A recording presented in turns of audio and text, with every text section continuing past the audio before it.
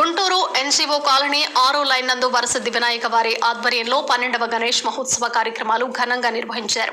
ఈ సందర్భంగా వేద పండితులతో ప్రత్యేక పూజలు నిర్వహించామని తెలిపారు. అనంతరం వచ్చిన భక్తులందరికీ అన్నదాన కార్యక్రమం నిర్వహించారు.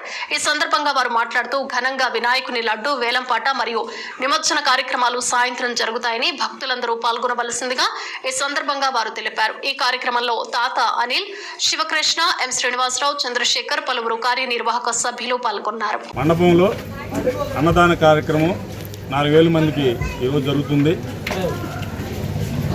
ఇది ఈ మామూలుగా 12వ సంవత్సరం.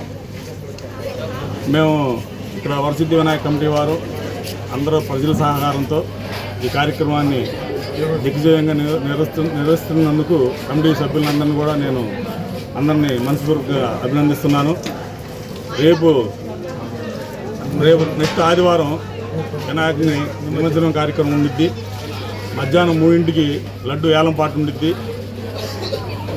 ఎవరైనా ఏలంపాటలో పాల్గొనే భక్తులందరూ కూడా రేపు ఎల్లుండు ఆదివారం మధ్యాహ్నం 3ంటికల్లా కమిటీ వారికి తెలియజేస్తే మీరు కంపల్సరీగా ఏలంపాటలో పాల్గొని ఆ స్వామివారికి ఒక్కొక్క పాత్రలు అవ్వాలని చెప్పని మరీ వేడుకుంటూ అందరికీ నమస్కారం.